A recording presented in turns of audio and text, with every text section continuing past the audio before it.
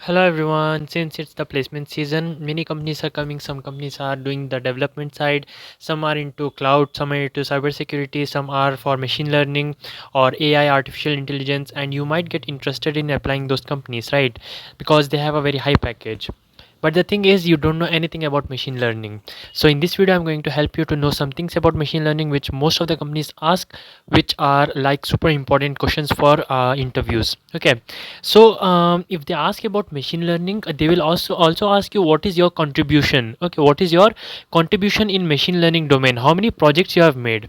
Suppose that you have not made any project at all. What are you supposed to answer? Okay, to help you get your job, I'll tell you what you need to answer. Okay, so before starting, if you like this video and want more videos like this, support me by liking this video and subscribing to my channel. And let's get started. The first thing this flow I'll tell you for this video. First, I'll tell you something about ML project. Okay, what does ML project consist of? All the ML project consist of how many things? 8 things. Okay, 8 step-by-step approaches will be there.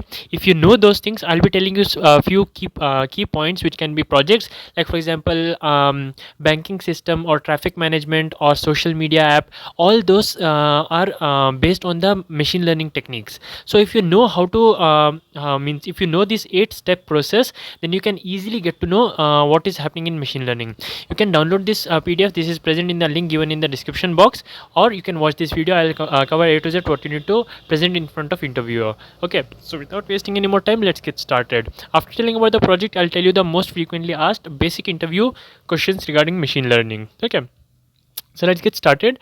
The first is a machine learning project. Okay, the project which uses Python and its libraries to create an output which predicts the output based on the previous data. Okay, what I mean is, you have a previous data, means for example how many people purchase what in which month, and if I give you the month in the future, you will be able to tell me most likely which product the people will be able to purchase, right?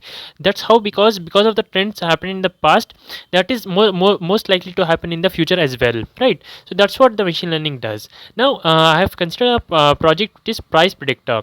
Price predictor means the data of different houses are given. There are different houses, and each of those house cost different money, right, in different areas, and the other factors depend on that. So if I tell you, in this location I want the house of this much area with this much bathroom, kitchen and hall, how much will it cost to me? So based on the previous trends and the data, machine learning model will tell me what is the predicted price of this one, and that accuracy will also be given with this much probability. Fine. So this is your project. Okay, so you can tell to the interviewer that this is my project, and let's get started how you'll approach it. Okay, firstly you will read the data set. What is the data set?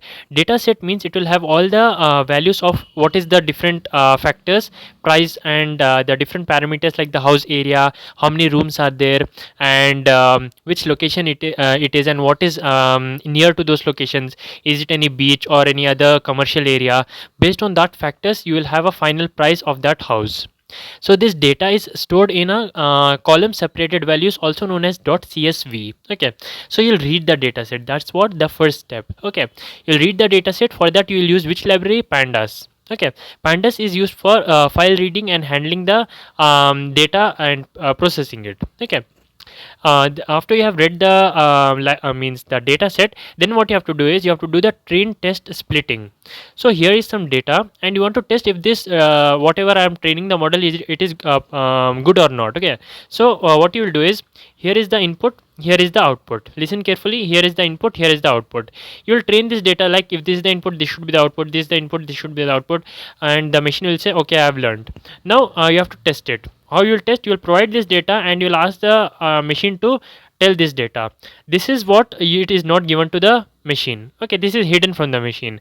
Now this set is called as training set, and this is called as testing set. A very important question from interview's perspective. Okay, from the interviews perspective, here it is called testing training data and testing data. What is the most used percentage for training and testing? That could also be asked.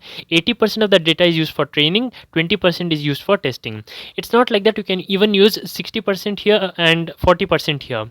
Okay, but most people use this one. This is the most optimal one. Okay, and based on how many correct values it predicts, that much accurate the model is. Okay, so first what you did, you read the data and then you splitted those data into two parts, 80 is to 20, and then train the data and you tested it. Okay, that's what it happens. What is the code that also you need to know. For this we'll be using train set and test set, that is equal to split train test. This is the function split train test, and whatever the data file it is, like for example here I've taken housing and 0.2. 0.2 means 20% will be for testing, rest 80% is for training. That is what you write here. Then after splitting and training, you can train the model using train the dataset using different models. For different models you'll use sklearn, also known as scikit-learn. In scikit-learn you have a lot of models, you'll select the model. Okay, and after you have selected the model, you look for correlations. Correlation mean what is the similarity between two things. That is what correlation is. For example, there are three people in the class A, B, C, and here also ABC.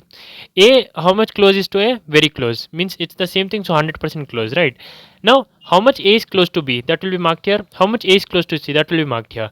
Based on how much dark these areas are, that denotes how much close this and this is.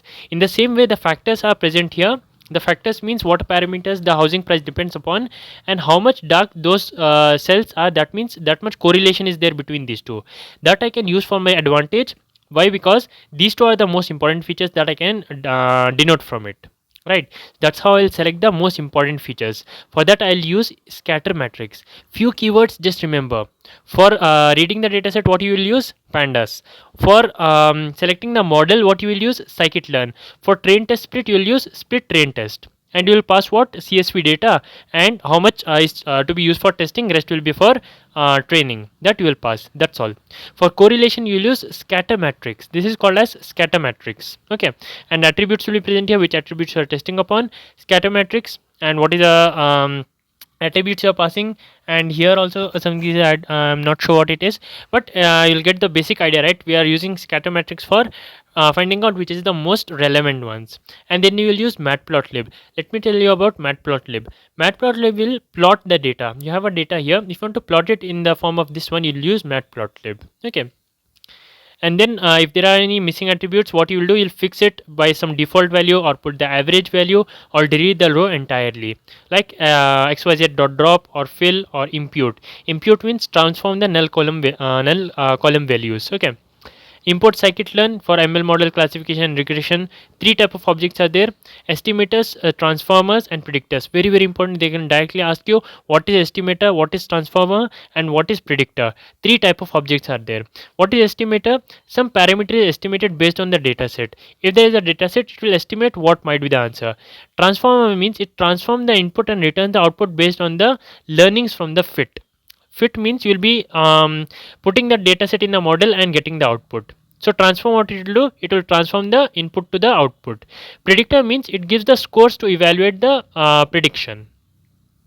Then we have a pipeline. Pipeline means making more better.